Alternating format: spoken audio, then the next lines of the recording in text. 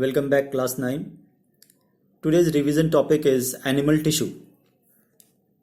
Tissue is a group of similar cells performing a specific function in living organism. In animals, the tissues which are found are epithelial tissue, connective tissue, muscular tissue, and nervous tissue. Epithelial tissue is a thin, protective, continuous sheet of cells. It covers the surface of the body and lines the various body cavities and internal organs, including the blood vessels. The outermost layer of the skin, the inner lining of the internal organs like lungs, stomach, the lining surface of the mouth, nose, eyes, they all are made up of epithelial tissues. Epithelial tissues help in protection, as in the case of skin, absorption, secretion as in the intestines, sensory perceptions, etc. They are structurally 5 different categories of epithelial tissues: squamous epithelium, stratified epithelium, cuboidal epithelium, columnar epithelium. They are different types of epithelial tissues. Epithelial tissues basically perform the function of protection and helps in preventing the entry of germs inside our body, as in the case of skin. They are also related with some secretion, as in glandular epithelium cells. The second category of animal tissue is connective tissue. The connective tissue, as the name suggests, it helps in connection between one tissue with the another. So connective tissue binds one tissue with the other tissues. It also connects various organs, keeping them in proper places. Connective tissue can be of 3 types: connective tissue proper, supportive connective tissue, fluid connective tissue. Connective tissue proper serves for packing and binding the organs. Supportive connective tissue gives support, as in case of cartilage and bones.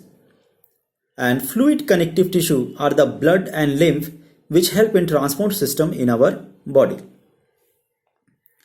Connective tissue proper is subcategorized into areolar tissue, adipose tissue, and fibrous connective tissue.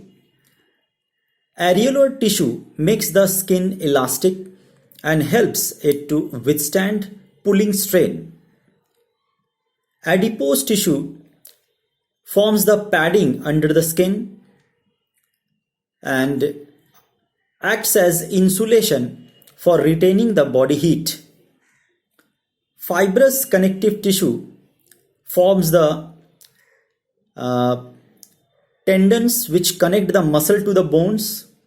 It also forms the ligaments which connect bone to bone, and thus they help in holding the organs and muscles in their position. Supportive connective tissues are cartilage and bone. Cartilage is a non-porous tissue which has no blood vessels or nerves. They are semi-transparent and elastic in structure. They are found in the tip of the nose, external ears, trachea, respiratory tubes, between vertebrae, and at the ends of the long bones like femur and humerus. Bone, whereas, is a hard porous tissue. It has a good supply of blood vessels and nerves, and it consists of both living cells called osteoblast and a rigid mass of inorganic salts. Osteoblasts are the living cells found in the bone. The fluid connective tissue is of two types, blood and lymph.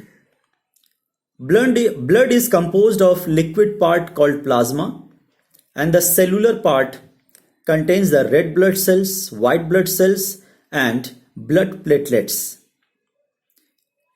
Lymph is a fluid surrounding the body cells. It is essentially the blood plasma that has oozed out of the red blood cells, and it contains the WBCs, that is white blood cells, and not the red blood cells. So lymph actually oozed out of the blood vessels. Both blood and lymph are mainly concerned with the transportation of different substances in the body, and they also deal with the protection against diseases, and hence they help in immunity.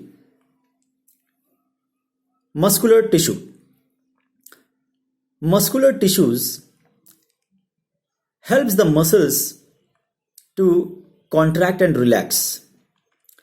Thus, they help the body in different kinds of movements. Muscular tissue can be of three types: skeletal muscles, smooth muscles, and cardiac muscles. Skeletal muscles have different names: striated, striped, or voluntary muscles. They are all skeletal, striated, striped, and voluntary are the name of the same kind of muscles. They all are under the control of the will of living organism, and they constitute about 50% of the body weight. They are found in the arms, legs, face, neck, and all the regions where we can voluntarily move our muscles. Unstriated, smooth, unstriped, or involuntary muscles are the second category. They all have the same function. They are the same muscles: unstriated, smooth, unstriped, and involuntary is the name of the same kind of muscles. They are not under the control of our will. They are basically made of spindle shaped slender size. They are found in such regions of the body where we cannot control them. And the third kind is cardiac muscles. Cardiac muscles are those muscles which are found in and around the heart. They are involuntary in nature.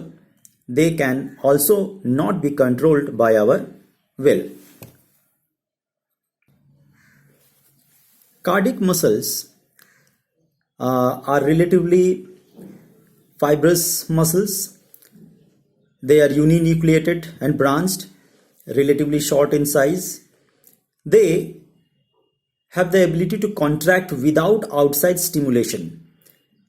Such muscles do not get tired soon like other muscles. As we know, cardiac muscles are special type of involuntary muscles that work ceaselessly throughout our life. The fourth category of animal tissue is nervous tissue. They constitute the nervous system. They are made up of specialized elongated cells called neurons. Each nerve cell or neuron consists of a cell body called perikaryon or cyton, which contains the nucleus. One or more elongated hair-like extensions called dendrons or dendrites.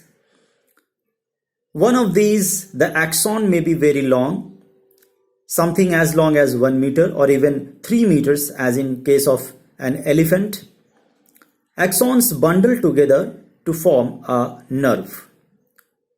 The nervous tissue is concerned with the perception and responses of animals.